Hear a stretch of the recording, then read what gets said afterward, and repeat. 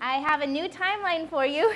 It's a little bit small, and I know it's hard for you to see everything on it, so I'll try to explain what things are. And then I saw some of you already taking pictures, but that might be the best thing to do so that you have it just more for the future to help you in any future study that you get to do of Ezekiel, or even in the rest of your reading that you'll do today. So Ezekiel is different than Jeremiah in the fact that he's super organized, and he gives the exact date for every prophecy that he gives, and even gives us the month. So it's wonderful how clear he is and how precise he is, and that makes our job a lot easier as we approach the book. And Ezekiel isn't really a hard book for the most part, except that there's some weird visions in it that are apocalyptic literature. And you guys have encountered apocalyptic literature already. What books did you see that in? Revelation? Did you guys do Revelation yet? No, but you already know that it is, which is really good. You're right. What other books that you've done had apocalyptic literature in them? Do you remember? Isaiah? Oh, wait, you know what? I don't know if you have done too many of them. Because, you haven't done, you didn't do Zechariah. Yeah, okay, never mind. Well, we will go into apocalyptic literature a little bit. And I think that it's something very misunderstood in the church, and for a good reason, and we'll go into what those reasons are. Unfortunately, I'm not going to be able to clear it up for you so that it's easy for you from now on, but hopefully there'll be some keys that will help you to not feel as lost in this type of literature or to interpret it wrongly. So we'll get into that a little bit later. But Ezekiel's ministry was basically, it was shorter than Jeremiah's for the most part, but he did do some prophecies way out in the future. So these two dates don't follow the way they should on the timeline. They should be like over there somewhere, but I just stuck them on the board here, this 573 and 571. Oops. But anyway, we're going to go through just the different messages that he gave. And the main thing that God is saying through Ezekiel, which it says right on the slide here, is, and then they will know that I am the Lord. And that's God's heart through the ministry of Ezekiel, is that his people would know that he is the Lord. And seriously, if you look for that phrase as you're going through, you may have already noticed it standing out to you as you've read the beginning of the book. But there's hardly a chapter that goes by that doesn't have this phrase in it at least once. And so everything that God is doing in this book, just keep in mind, he wants the people to know that he is God, that he is who he says he is. So he's using Ezekiel to make everything that maybe they know about God from the past or from history come alive to them at their moment in this generation. And I know for all of us, some of you may have grown up in Christian families, some of you may not have, but you can't live on your parents' faith. You know how that is? Like, they can have a really strong faith, and maybe they convince you of it till you get to maybe those teen years, and then you start thinking, well, I don't know what I think about this, you know?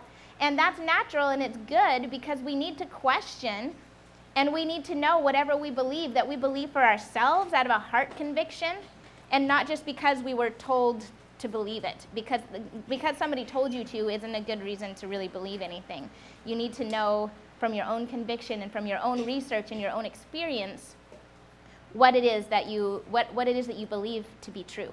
And so for these people, they need an encounter with God in their situation.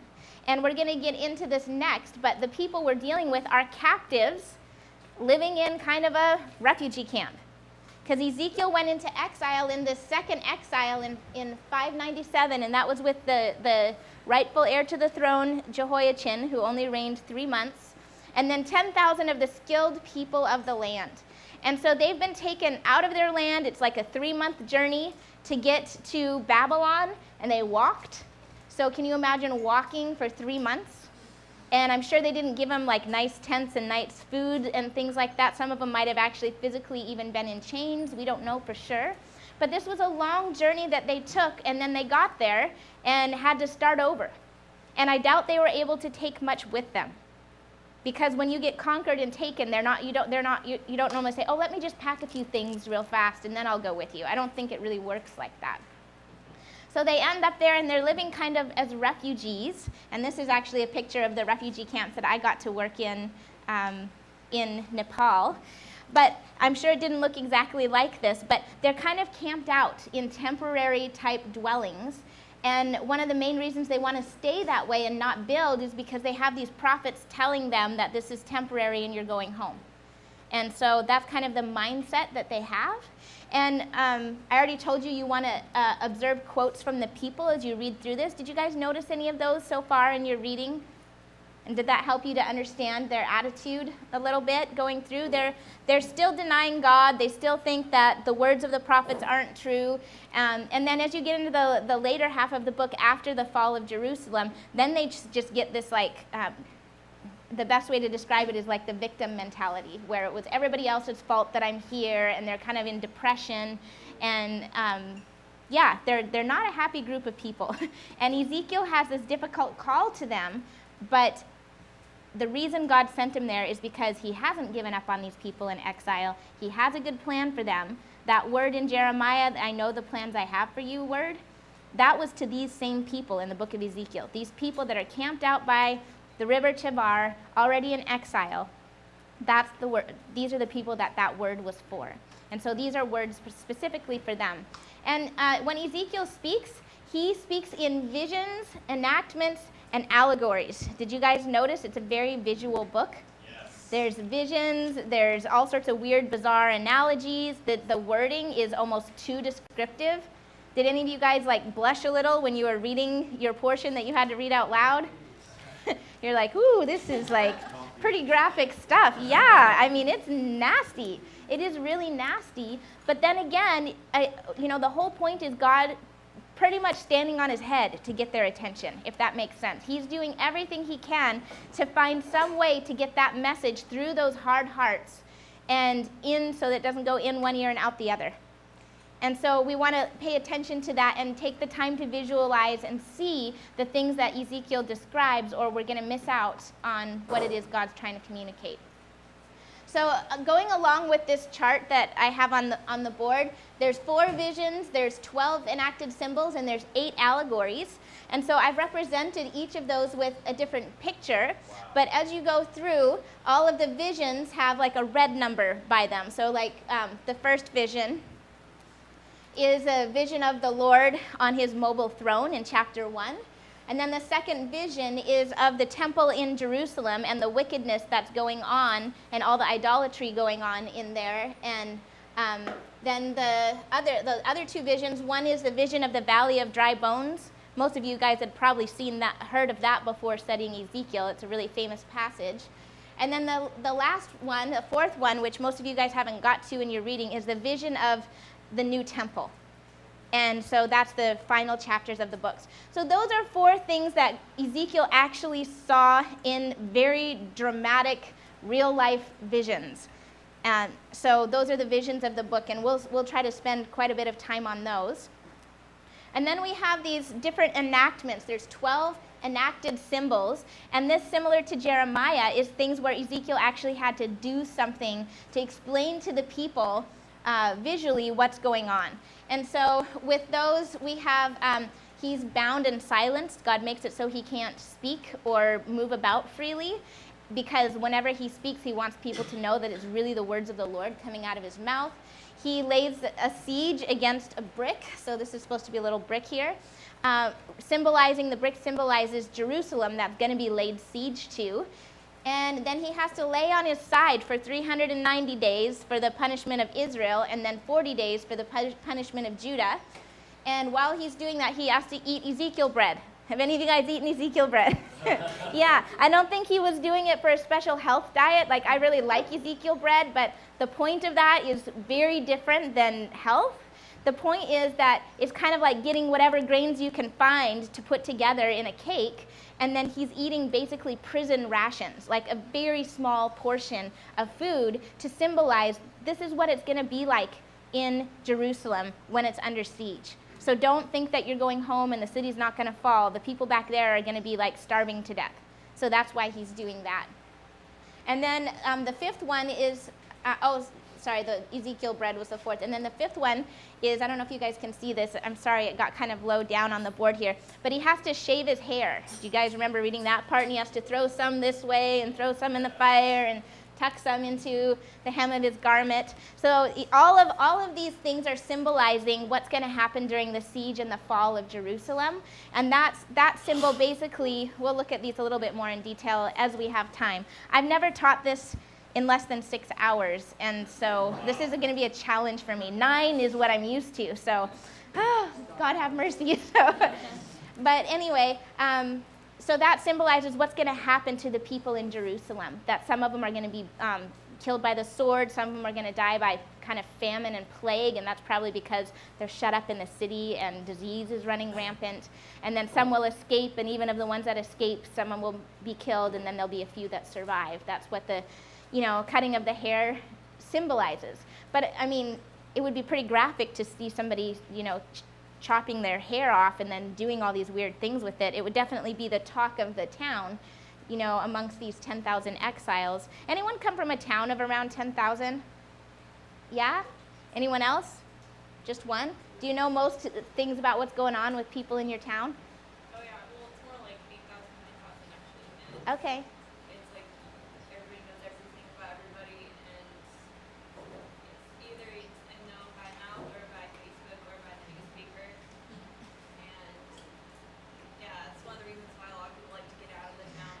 By the time they're in high school, like, get me out of here. So. Yeah. Well, keep that in mind. You'll identify with Ezekiel in that way because he's in a community of about 10,000 people, and everyone would talk about, did you hear what Ezekiel did today? And they'd go by his house just to see what weird things he was doing. But how sad that he just became a joke, because God wasn't joking. God was trying to show how extremely serious he was about wanting the people to repent and not put their hope in going back to the land and so forth. But yeah, he is kind of like the town clown in their mind, which is, not really the calling that anyone wants to have, but that's what the people did as a result of his speaking. So continuing to go through, another thing he has to do is he has to dig through the wall of his own house and take all of his belongings out through the hole. So that would definitely get everybody talking in the neighborhood, like, why would you, you have a door, why are you climbing through the wall? But he was doing that to symbolize what would happen at the fall of Jerusalem, and this is what happened to Zedekiah. He, the king that was reigning when it fell, when the city was under siege, he didn't go down with his ship, as the saying goes, but he tried to sneak out in the middle of the night by digging a hole through the wall and taking his bags behind him. So this is all Ezekiel portraying that to the people. And then the 7th one here is that he was supposed to eat his bread with trembling. So can you imagine if every time you went to eat in the cafeteria, you had to be like, people would be like, what's wrong with that person? Do they have a disease? Or, why are they wolfing down their food like they're scared to death or something like that? But whenever he ate, he had to do that. And then when people would say, why are you doing that? He would say, because this is what it's going to be like when Jerusalem falls, is people are going to be so in fear that they're just wolfing down what little food they can find, and there's no guarantee they'll get anything more. So that's kind of why God would have him do that. Continuing on, he's supposed to, with this one, groan and mourn all the time, because that's what the people are going to be doing when the city falls. And then number 9, I think, is a really funny one. He is supposed to mark out 2 paths and act out himself as Nebuchadnezzar, coming and deciding which way to go at the paths, and he consults his household gods. Did yours say he examined the entrails and the liver? I don't know if you guys read this part.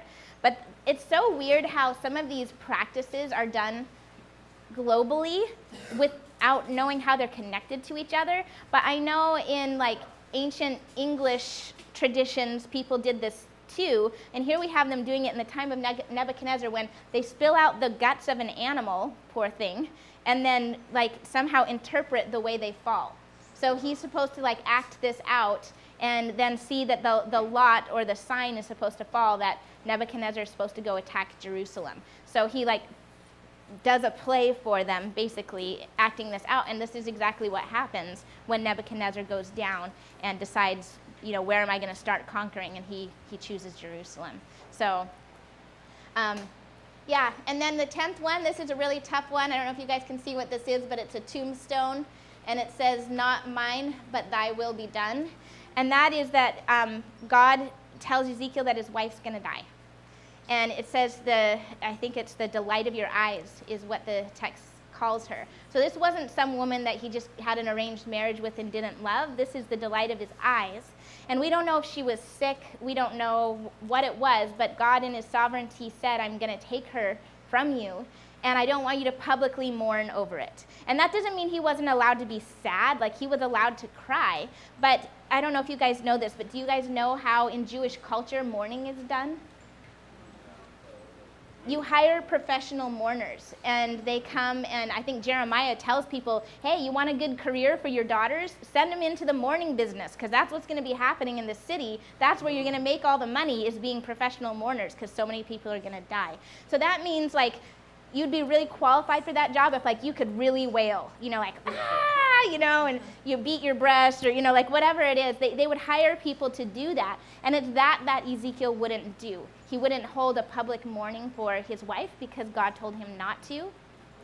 And of course, everyone would think that was really, really weird. I mean, today, a lot of times people die and they're like, I don't want a funeral, or, just scatter my ashes, and there's a different approach to that now. But in that culture, it would be like so dishonoring, especially if they knew he really loved her, that he didn't, do this to commemorate her passing.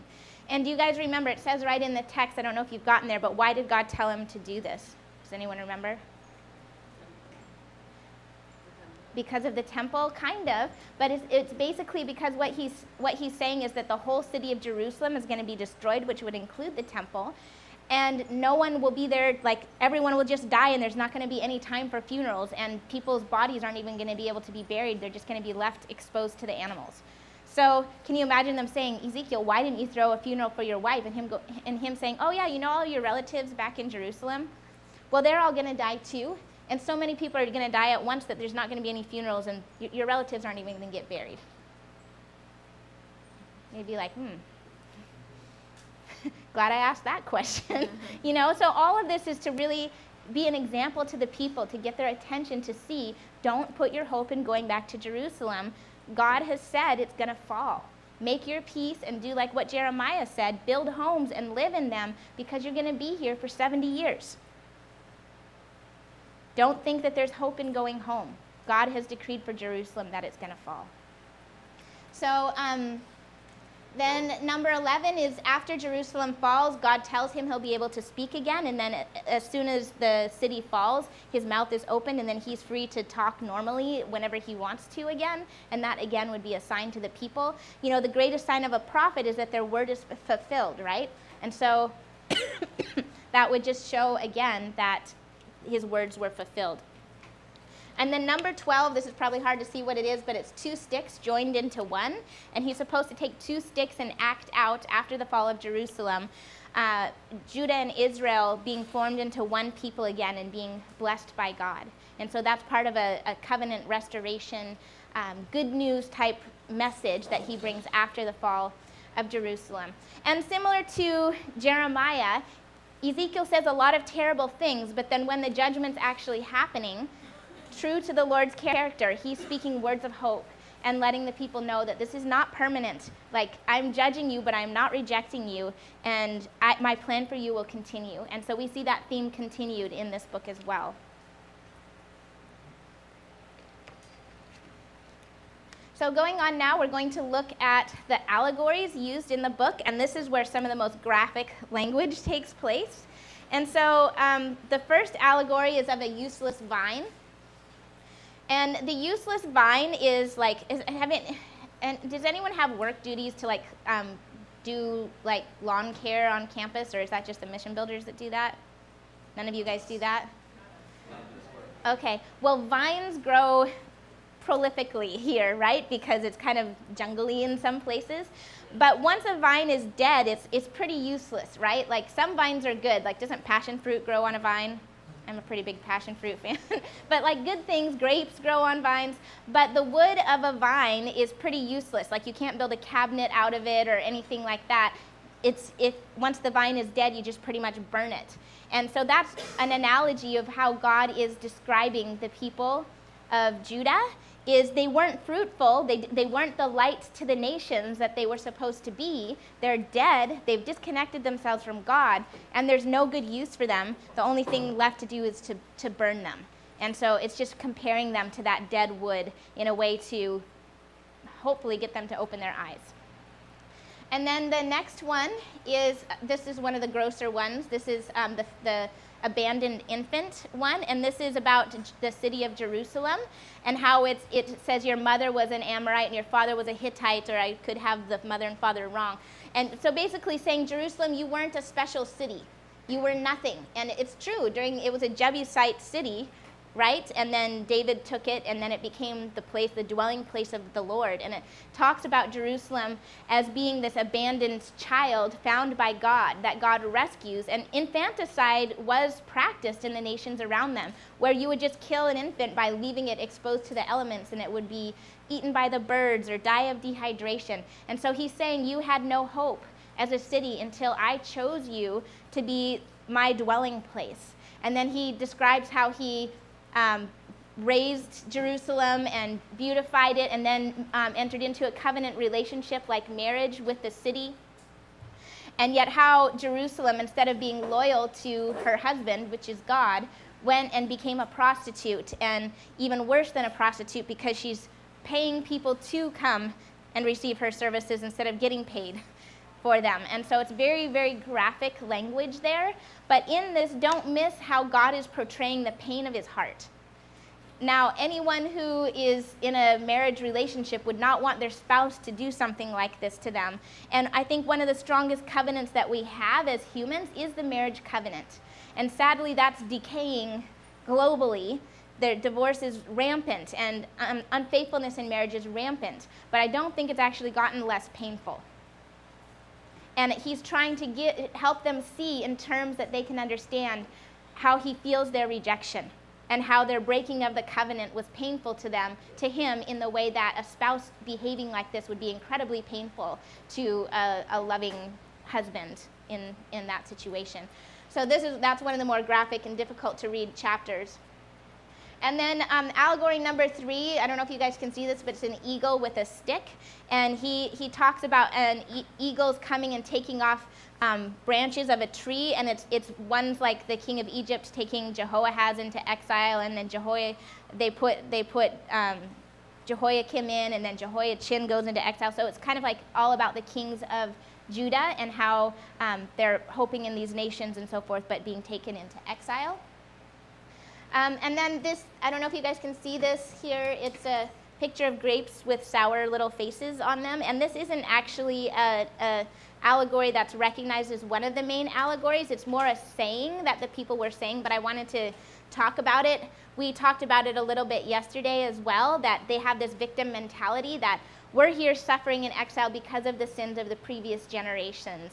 And God addresses this systematically throughout the book in saying, that's not the right attitude that I want you to have. You yourselves are guilty, and that's why you're here. You can't claim you were innocent, and it's the previous generations that got you in trouble. Yeah, they were wicked, but you're guilty on your own account. And so that's just something that God addresses. And then the last one down here is a picture of 2 lions with blood all over their faces.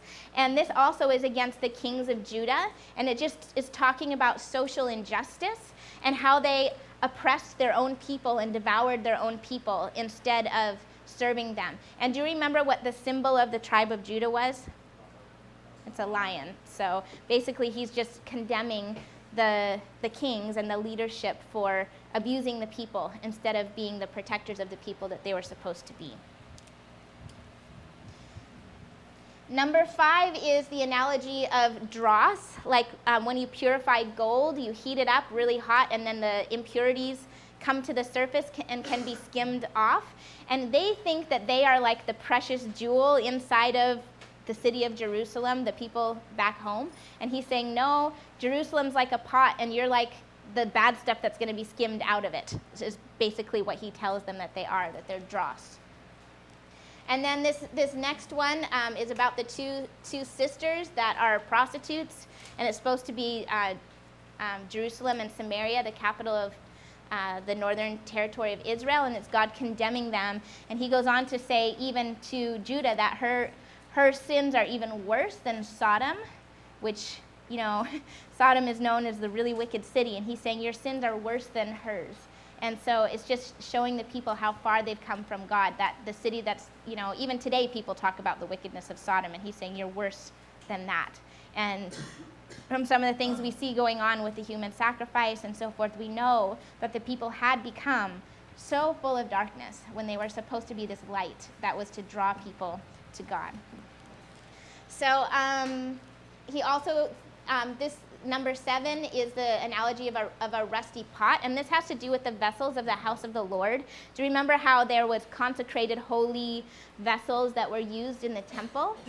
Well, the thinking of the people back in Jerusalem is we're safe because we're like the meat inside of one of these sacred vessels. Like, Jerusalem won't fall. And you guys, why do you think they would think Jerusalem wouldn't fall?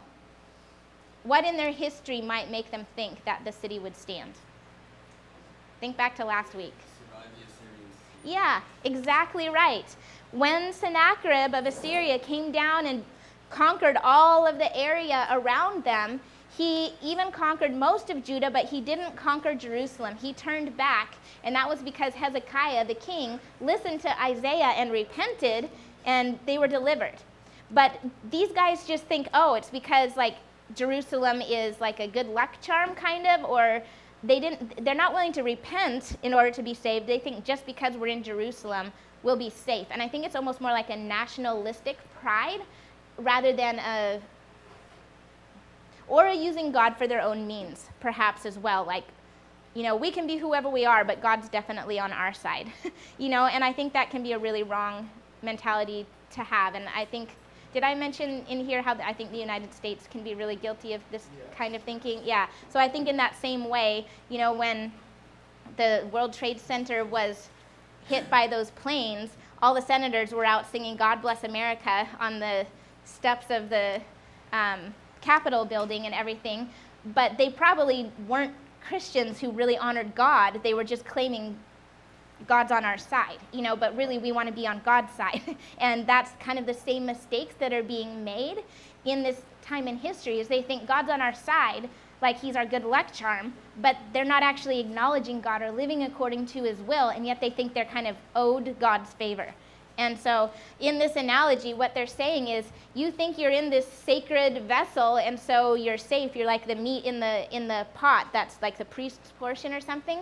But he's saying, actually, because of your corruption, you're like inside of a rusty pot, and you can't cook food in a rusty pot. And apparently there's only one way to cleanse a rusty pot, and that's to heat it to such a high heat that all the rust burns out. And so he says, guess what? You're going to get burned out of Jerusalem. And so this is another way of him just describing what's going to happen as a result of their sin and correcting this wrong mentality that they have in thinking that they're the sacred meat inside of the sacred vessel. Does that make sense? Yes. This next analogy is of a lofty cedar or a strong tree, and you remember how Lebanon near them produced these amazing cedar trees. Has anyone been to Lebanon and seen that? I've never have, but I don't know if any of you guys have. But anyway, that's what they used to build Solomon's temple and the Lord's temple, and even after exile, they'll use some of these cedars of Lebanon to build the new temple as well. But it's basically comparing Assyria to a lofty cedar, like a huge tree that stands out everywhere, and saying to Egypt, because the people are again trying to put their hope in Egypt back in the land. Do you guys remember? Like, they keep trying to do that. And he's saying, you remember what a huge tree Assyria was, and yet it fell. So I can take Egypt down in the same way, and I will, is basically what God's saying through the analogy of comparing these empires to these huge trees. So anyway, yeah, that is really fast, most of the content of the book of Ezekiel. And so I hope that will help you just in your read through to kind of understand these different things. And so just as you come across these different analogies or enacted symbols or visions, just take a time to acknowledge which one of them you are reading, and then if it's a vision, picture Ezekiel having the vision. If it's an allegory, picture him speaking it out and the people being like, ew, because most of the allegories are very unflattering and graphic. And then if it's an enacted symbol, of course you want to remember that he's actually physically acting this out in front of the people in order to get their attention. Does that make sense? Is there any questions so far? I know I just covered a ton of content. Oh, good. 2 questions. Yeah. Just go back to the vision slide. Yeah.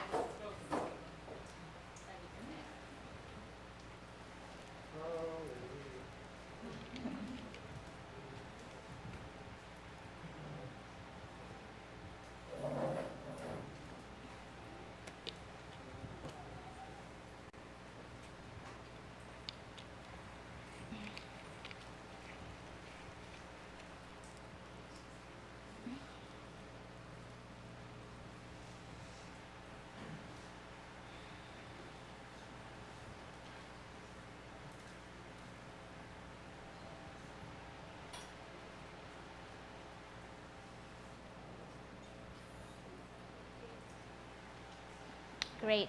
Anyone? You guys need any of the other slides again? Did everybody get the enactments? We will put it on Dropbox too. So, yeah. Everybody done? Okay. Before I talk about themes and things to observe in the book, can you guys tell me anything that you already observed? Anything that's repeated a lot? Any phrases or concepts in the book that stood out to you so far in your reading?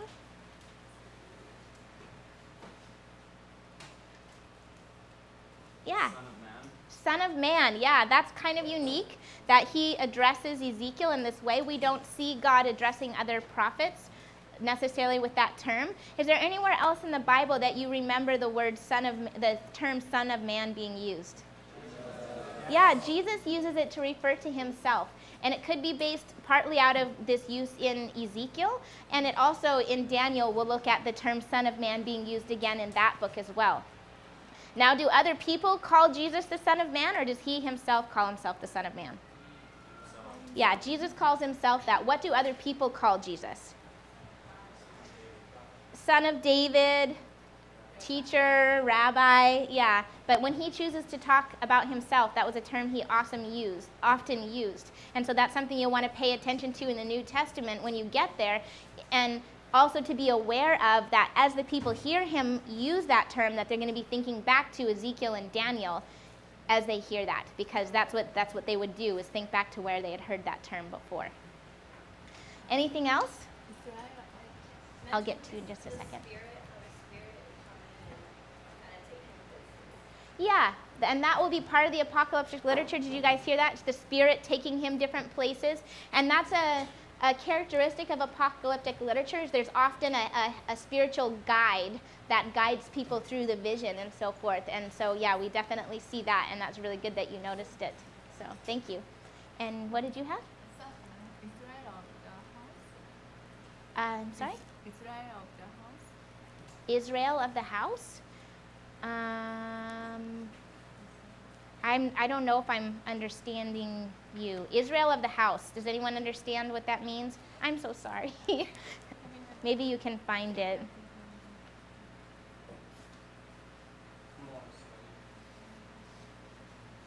The house of Israel, maybe? Yeah, okay, yeah. The house of Israel referred to. And you guys, this can be really confusing. I don't know if you talked about this in your introduction to the prophets, but the prophets do a couple things that are really confusing to us. It's God speaking through them, and it makes sense to the people. But a lot of times when they refer to a nation, they don't call the nation by that name. Have you noticed that? Like when they're talking about Israel, sometimes they call Israel Ephraim. And Ephraim was the largest tribe in the nation of Israel. And what's another name that the prophets would call Israel? Samaria, exactly. And that was the capital city. So to us, that kind of gets confusing because you really have to know your geography well. Or sometimes when they talk about the land of Edom, they'll call Edom Mount Seir because that was the highest mountain there. But if you don't know that, then you're like, what the heck is Mount Seir, you know? Or when they're talking about Syria, they'll say, oh, Damascus, which was the capital. And so it gets confusing. And then to make matters worse, especially in restoration passages, and did you guys talk about telescopic prophecy? I didn't. No. Okay. Wow. I'm going to take a minute and talk about it because I think it's really, really important for an understanding of prophecy, and a lot of the controversy that comes out of the prophets and understanding has to do with a lack of understanding of this concept. So I'm just trying to think what the best way to do this is. I'm going to try to use the board, but I might have to take some visuals down. Is that okay that I take a minute to do that? Okay. This blew my mind when I was studying the Bible. So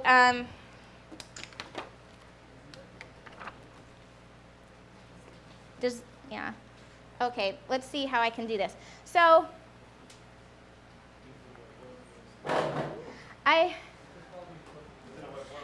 another thing is, would it be a really bad problem if I swapped PowerPoints? Would that throw you? Because I just taught an introduction to the prophets that has this in it, and then I don't have to draw ugly drawings, because I really do draw ugly drawings.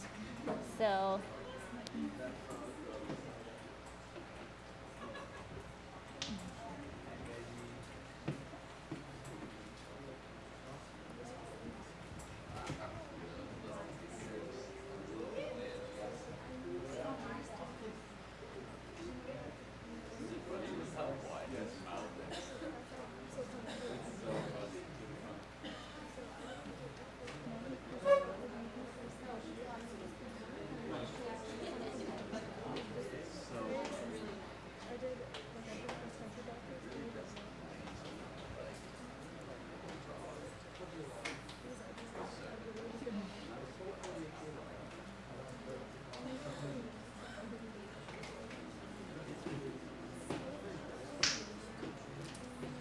Okay, telescopic prophecy. So this is really important for our understanding of the prophets, and it can be described maybe best by thinking of a mountain range. Does any of you recognize this mountain range? If you've been to Nepal, you might recognize it. This is the Annapurna range.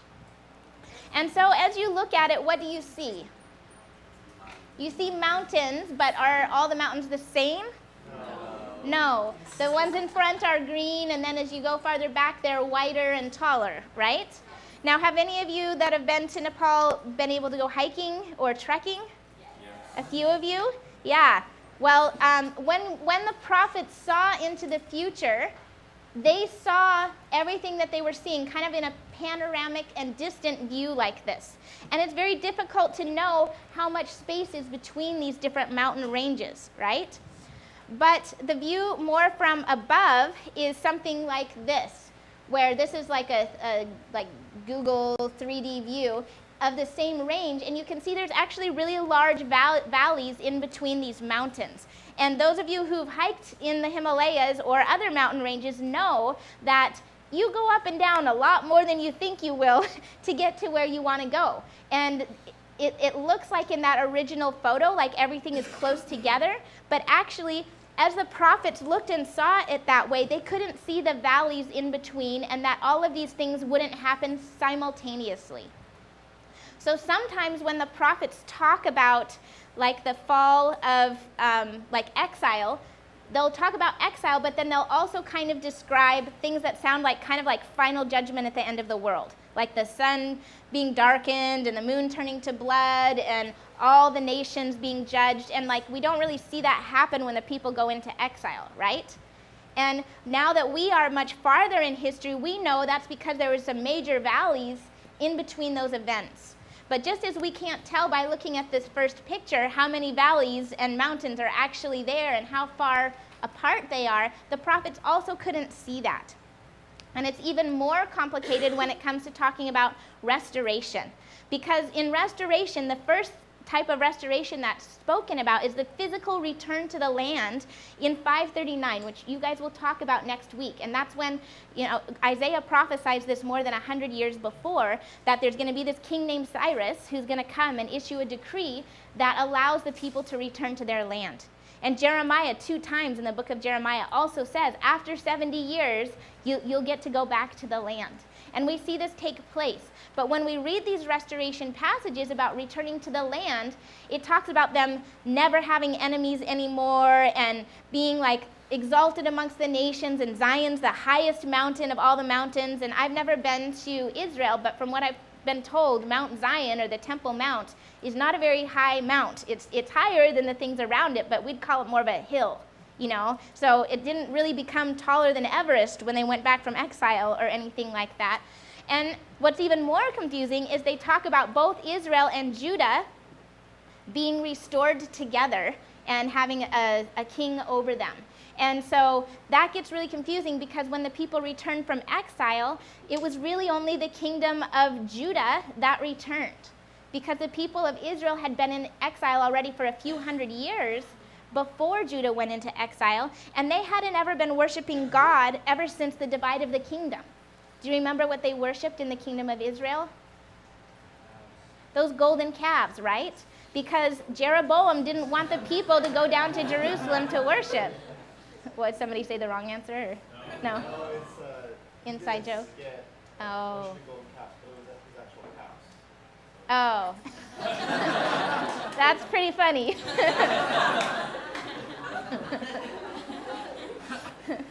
So ever since the founding, like I think the kingdom split around 931, ever since back then, the nation of Israel has been in idolatry anyway and not worshiping the Lord. And so it's when we hear the terms described as both Judah and Israel together being restored to the land, when we see them physically return, we don't see that happen, and it still isn't something that's happened. And in fact, it actually would take an extreme miracle for it to happen, because there's apparently, and I had this confirmed by a trainer of rabbis that I sat next to on the plane when I came out here a couple times ago, is that there's no one who can definitively trace their lineage in the world today to the 10 northern tribes. They've just been lost amongst the nations, and even in the time of the New Testament, it was very rare for anyone to be able to trace their ancestry to anything besides the lineage of Benjamin, Judah, or Levi. So when we read about Israel and Judah being joined together, that can be really confusing for us to know what's being talked about.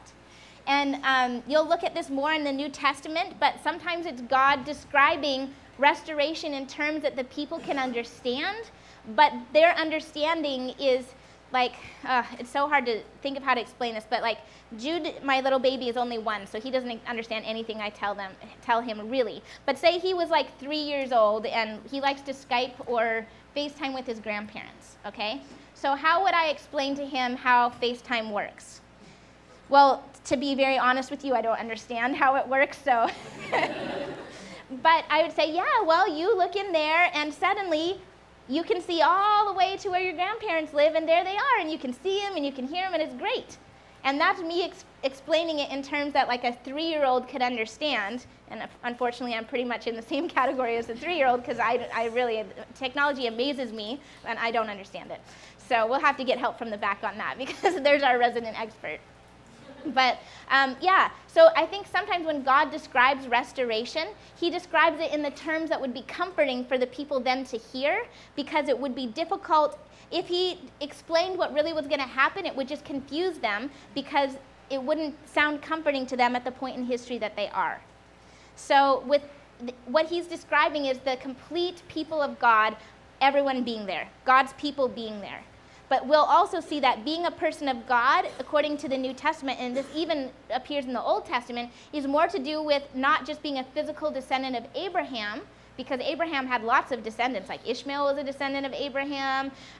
He married Keturah and had lots of other kids. That's like the unpreached miracle sermon of the Bible. So if you really want to shock people, go preach on not how amazing Isaac was, how he lived a lot longer and had many more kids. I've never heard a sermon on that, so maybe you can be the first ones to preach it.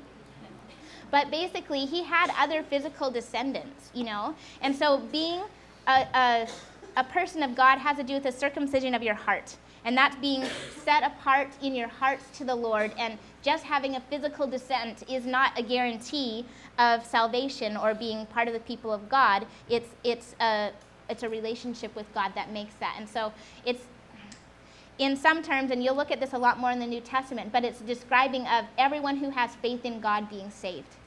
Everyone who is chosen of God, everyone who is consecrated to themselves being saved. And so that even could include Gentiles like most of us in here. Some of you may have Jewish blood, but most of us probably don't. That we too are part of that people of God, and these restoration passages often have to do with the coming of Christ and salvation being open to everyone and everyone who calls on the name of the Lord being saved.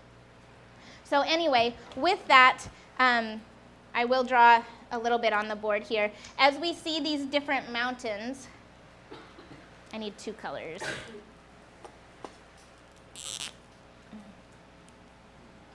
Can you guys see down here? I'll try to draw it really small up here.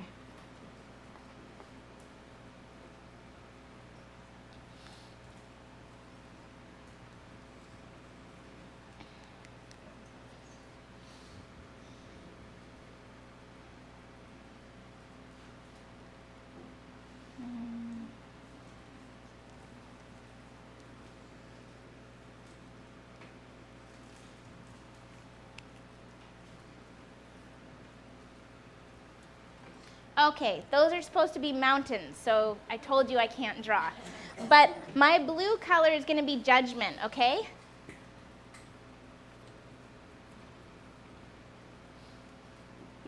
And my brown color is going to be restoration.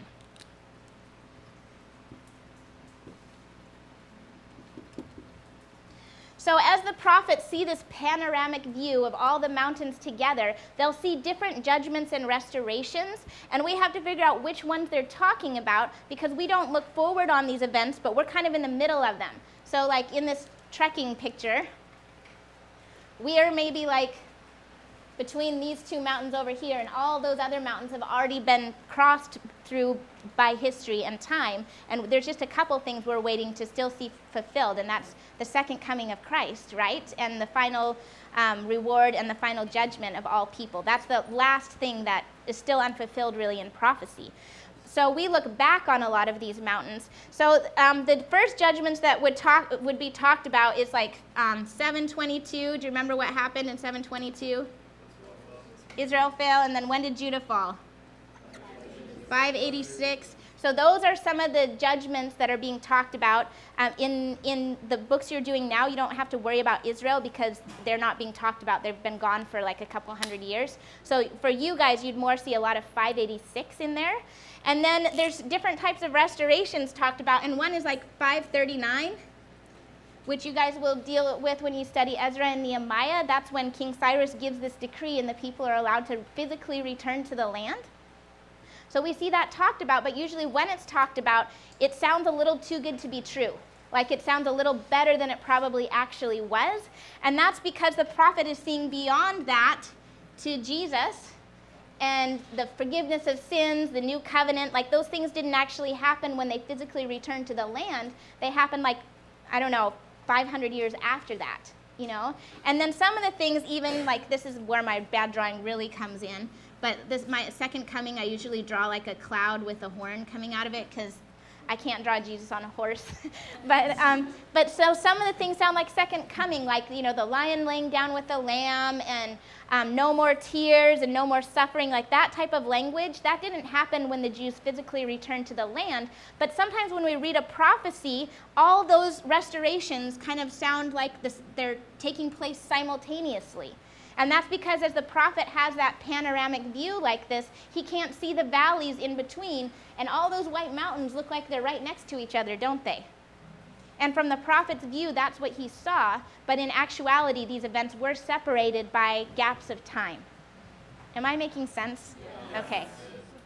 And then this last one back here is supposed to be final judgment, and that's when Satan is thrown into the lake of fire, and all that choose to not call on the name of the Lord also are. So that's going to be fire. Sorry, guys. That's why I have to use PowerPoints because I can't draw.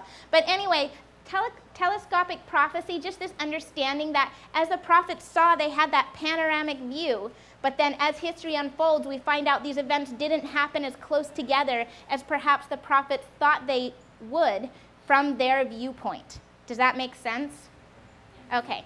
I hope that will help you guys as you read through when you try to think, when was this fulfilled? Because sometimes you're like, okay, we'll return to the land. Well, we know when that happened, but then it'll talk about, a new covenant or something, and that didn't happen at the same time. And so we call, in this prophecy we see telescoping happen, where the prophet is seeing these events simultaneously, and the prophet doesn't see the gaps that happen in between, but we can see them now from our vantage point in having lived, several thousand years after them in history. Is there any questions on that before we continue? It doesn't clear everything up, but it does help explain why things are kind of difficult to understand. So when you see these, just think, what does this possibly sound like? And then know maybe it is the coming of Jesus or it is the second coming. It just doesn't maybe happen at the same time as a physical return to the land.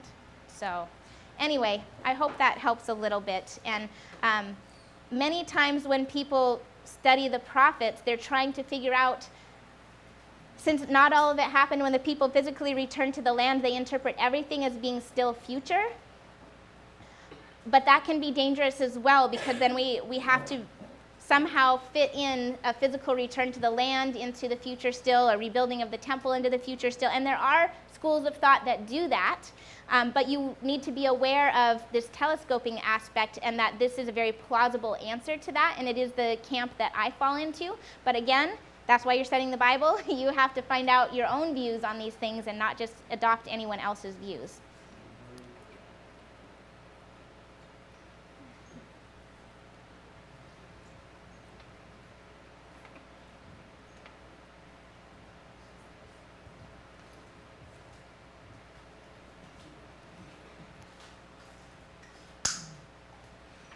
Okay, well, that was a long little digression, but hopefully it will be worth something to you in the future.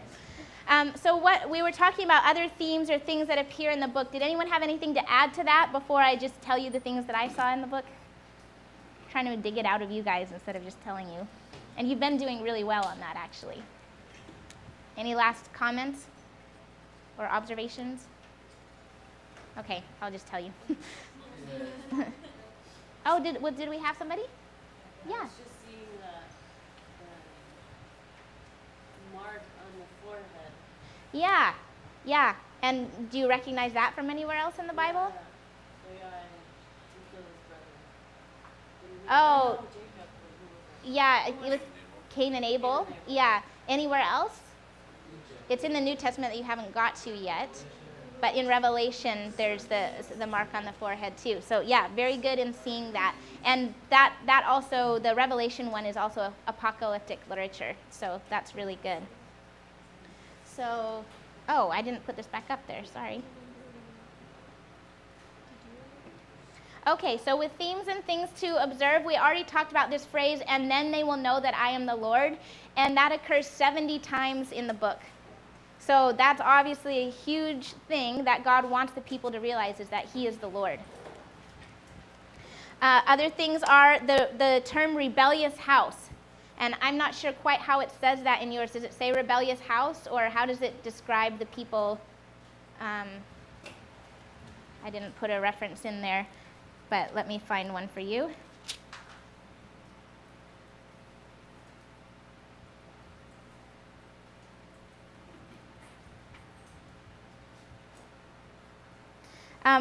In chapter 3, verse 9, how does it describe Israel in the last sentence?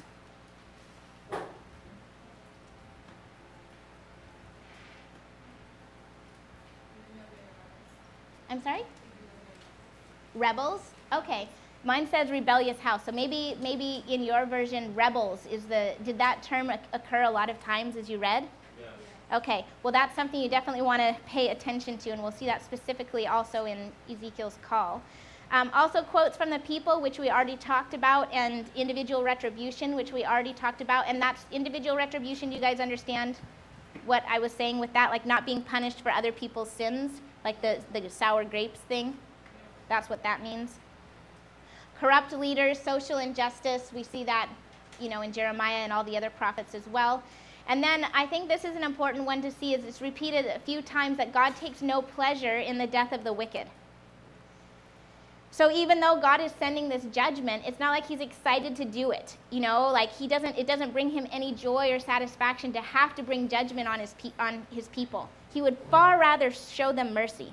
And that's why he's given them opportunity after opportunity or after opportunity to repent. And then also, this is again in all the prophets, but pay attention to covenant language, because the covenants are referred to again and again in here. What you'll find the Abrahamic covenant, the Mosaic covenant, the Davidic covenant referred to again and again, and then also just the language of the covenant as far as the blessings and the curses for obedience and disobedience occur repeatedly as well. You guys have that? Okay.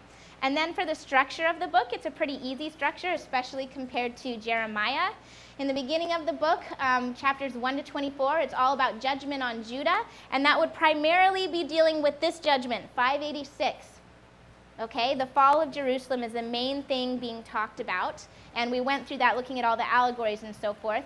And then in the middle, similar to the structure of Isaiah, we have judgment on the nations, and that's in chapter 25 to 32, and we talked about how actually this is somewhat of good news for the people because they want to hear about their enemies being judged, and how it also goes against this misconception that people have that gods are territorial and only have a control over a certain area. And God's saying, no, I'm the Lord of the whole earth. I'm not just the God of a particular territory. And then finally, in chapters 33 to 48, this is all messages of hope and restoration. And these are all given after the fall. So as soon as God gives judgment, he starts speaking of hope and restoration to the people because he wants them, even after being disciplined, to return to him and serve him from the heart. And also, it says there at the beginning, too, there's 52 oracles. And so oracles are how prophets speak. They're kind of like sermons. So when they would get up and speak, they wouldn't give the whole book. They would give an oracle. So there's kind of like 52 sermons, and perhaps 52 times that Ezekiel got up and proclaimed a sermon, a prophetic sermon to the people. And so that's a way of breaking down the book as well. They start with the word of the Lord came to me, or the hand of the Lord was upon me. Sound good? Okay. Let's talk about apocalyptic literature. So some important things to know about apocalyptic literature is that it's historic. It's written into a particular historical situation, and it's written in order to give comfort to people who are suffering or being persecuted. So we have apocalyptic literature starting in this exilic period with Ezekiel, and Daniel also has some apocalypse in it, and then Zechariah has some, and Zechariah is a bit later when the people are back in the land, but not extremely later. And then we have it again in the New Testament in the book of Revelation. And all of these are times where God's people are being oppressed by something or someone and needing a message of hope. So this is really important for us to understand that apocalyptic literature is written to give hope to people who are suffering.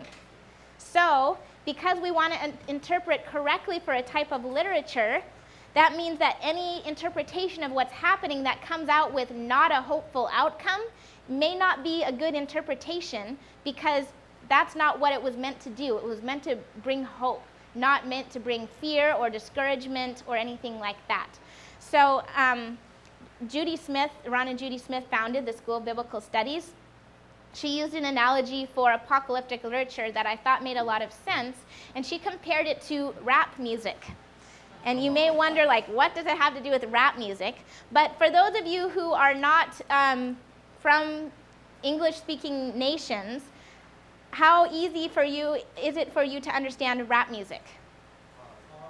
It's super hard, right? Because it's all this slang, and it doesn't make sense, and there's like figures of speech that don't make any sense, and there's even an urban dictionary, right, to help those of us out who don't get it, and I'm definitely in that category. But anyway, it's a literary genre. Rap is a literary genre that is unique to, it started, I think it has spread with globalization to other cultures, but it was unique to the culture of the United States. Not every culture has something like rap music. And are any of you of a Chinese background in here? Okay, great. Awesome. I have heard this, and so you need to help me out if I say it wrong, but that Chinese opera is a bit similar in the fact that it's very difficult to understand if you don't know Chinese culture, because it's very highly symbolic, and if you don't understand the symbolism, you're really lost. Is that true, or do you understand it? I don't know if either of you, you didn't grow up in China. I don't know about you. Yeah. Were you as well, or? I was from Singapore as well, so yeah. Okay. Kind of. A little bit? Yeah. Okay. See, now I've never been to a Chinese opera, and so I obviously wouldn't understand. I don't understand Chinese either. So, but these are literary forms that are not found in every culture, and each culture has unique things like that. I know there's the Hakka. There's different things that cultures have that don't make sense to other cultures. And one of the main problems with interpreting apocalyptic literature is ignoring that it is a type of literature and instead approaching it like it's narrative or prose. So we can't read apocalyptic literature as though it's like the Book of Kings or a Gospel or the Book of Acts, where it's a narration of historical events. That's not the right way to read it. When we read that there were 5 loaves and 2 fish, there was really 5 loaves and 2 fish. But numbers in apocalyptic literature are being used as symbols. Like, what floor is often skipped in tall buildings in the United States? The 13th. Now, why do we do that? It's superstitious. People think 13 is an unlucky number, but what about Chinese culture? 4. Yeah. My culture doesn't have a problem with 4. Yours doesn't have a problem with 13, but in those respective cultures, that has a different meaning because of that symbolism. And I got to teach a little overview of Ezekiel in a local church here last weekend, and they were telling me that in Japan, all even numbers are kind of superstitiously bad. Is that anyone with Japanese heritage in there that can confirm or deny? You don't know anything about that? Okay. Well, it was news to me, but they said they never want anything in even numbers. Everything is better if it's in odd numbers. So I don't know if that's like feng shui, or I have almost no knowledge of Japanese culture, unfortunately. But those are things that are symbolic in cultures that don't make sense. Even like hand gestures, like, you have to know what's appropriate in different cultures, or you can get into some huge, huge problems. And we hear the funny outreach stories of doing things that mean really bad things in different cultures because those are symbols. Or if you think of things like the peace sign or the yin-yang, you don't understand them unless you know what the meaning is behind them. And in apocalyptic literature, it's Jewish symbolism. So if you don't acknowledge that it's Jewish symbolism, then you're going to interpret it according to your own understanding of those elements, which are not Jewish because you're not from a Jewish background in Jewish culture. So again, it's inductive Bible study. We don't ask, what does it mean to me? We ask, what did it mean to the original reader? And in order to understand what it meant to them, we have to take the time to study this genre that we're very unfamiliar with, which is called apocalyptic literature. And we don't have time to do that in depth today. We're just going over this a little bit, but who's teaching you guys Revelation? Do you know, Chris? Yo? Okay. I'm sure he'll go over that for you guys then, and you'll get a fuller picture of it. But I'm just trying to help you guys because we're going to deal with it today as well. So it's visionary, which we already talked about. These apocalyptic revelations are given through the form of visions. And then along with that, it's largely symbolic, just like what I said, and it's predictive. It talks about basically the ultimate defeat of evil and the ultimate restoration of good, because that's what you need to hear. It's kind of like what we call eternal perspective, right? When we're going through suffering, we need to know this world is not all there is. God is moving behind the scenes, and there's an eternity prepared for us with no more tears and no more suffering, and we need to set our hope on that and not just live as though this physical world is all there is, right? And so it kind of does the same thing for the readers of apocalyptic literature. It takes their eyes off of what they see in the moment and lets them know that there's a cosmic battle going on in which the good and God ultimately win. And that's kind of the message that we need to get out of everything that is said. So I'm sure that didn't clear everything up for you, but hopefully it will be enough that as we go into some of these things that we know we're dealing with symbolism and that we know that it's to bring hope. Does that make sense? Any questions or comments on apocalyptic literature? Okay. So just comparing Ezekiel to other books of the Bible, it's similar as we've already said, to Revelation, Daniel, and Zechariah in the fact that there is apocalyptic literature. It's similar to Jeremiah in the fact that it's full of enacted symbols. The call of the prophets is similar. It's in the same time frame, and even some of the sayings are the same, like the sour grape saying occurs in both books. It's similar to Isaiah as well, with the calling of the prophet being similar, with the vision of the Lord, and the structure of the book, that it's judgment on Judah, judgment on the nations, and then restoration. It's similar to Exodus because it has to do with exiting a place. In Exodus, they're exiting Egypt. Here, they're exiting Jerusalem. And it talks about God dwelling with the people. We're going to see God's glory moving out of the temple in Jerusalem, and then we're going to see God's glory returning in the apocalyptic vision of the temple at the end. And there's also specifications for worship and talking about a covenant. So it's similar to Revelation in the fact that there's a scroll that's eaten. Ezekiel eats a scroll with words on it, and we see that happen in the book of Revelation as well. There's a vision of God that's quite similar. The way God is described in the apocalyptic vision in chapter 1 of Ezekiel is very similar to the visions that John has of the Lord and his throne in Revelation as well. We also have something shaped like a cube, and in the book of Ezekiel, that's the temple is described as a cube, and in Revelation, the city of Jerusalem is described as a cube, or a square. And we also have this idea of a river flowing out of the temple or out of the city, and then trees with leaves that bring healing for the nations. Those are similarities between these books. There's gates named after the different tribes, and again, we have God dwelling with his people. And we see that happening in the final vision of Ezekiel, and Revelation also talks about God dwelling with people forever in eternity as well.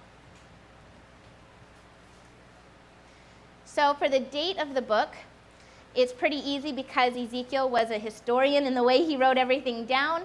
He says that he begins prophesying in chapter 1, verse 1 and 2, in the 30th year, which probably means the 30th year of Ezekiel's life, and in the 5th year of Jehoiachin's exile. And so since that exile was in 597, and that was also Ezekiel's exile, then it's 5 years after they went into exile, which makes his beginning prophecy in 593, super easy for us.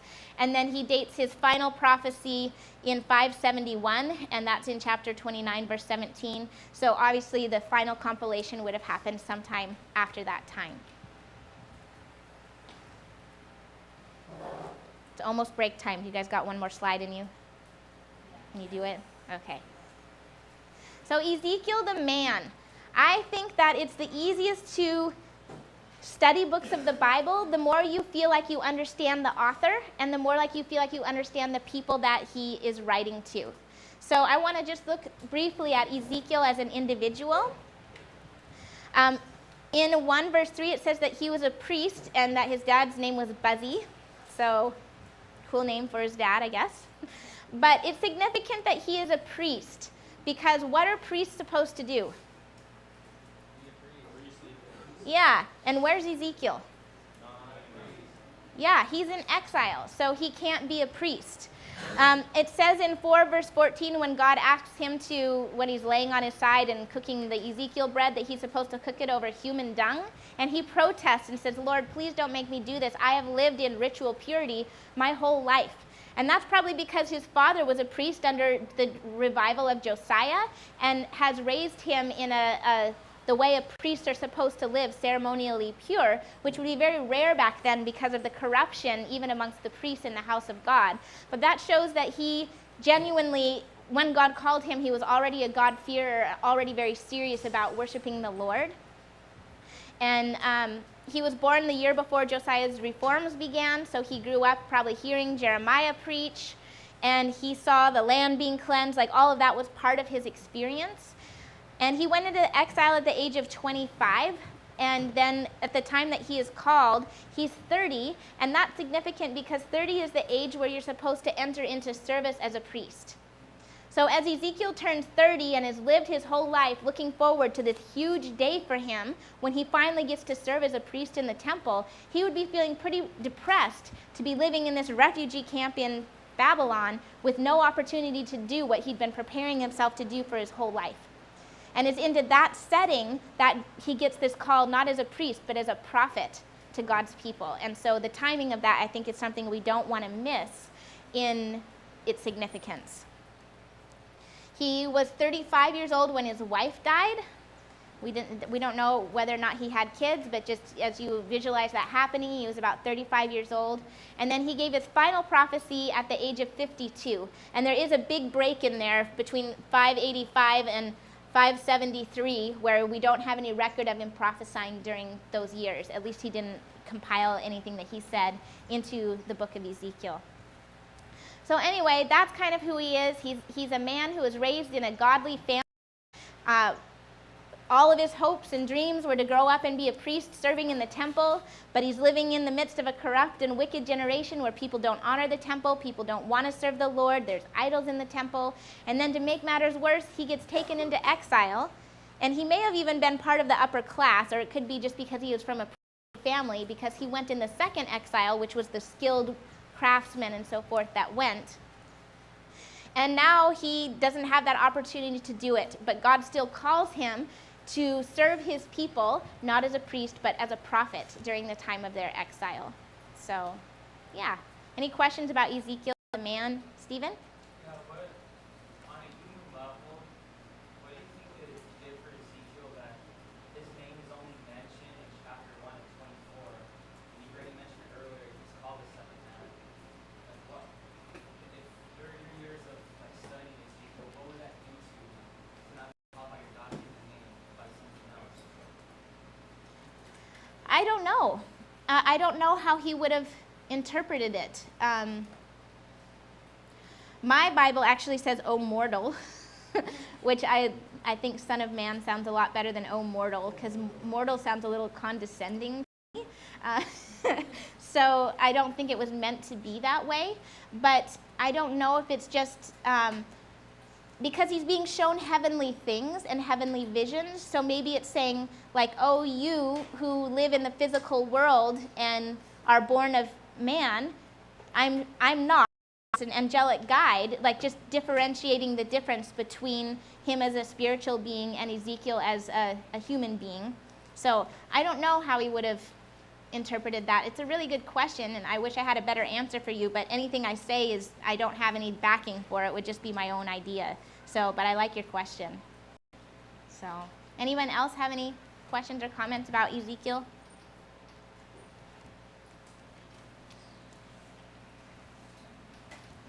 Okay. Well, let's have our break then, and we'll continue after that.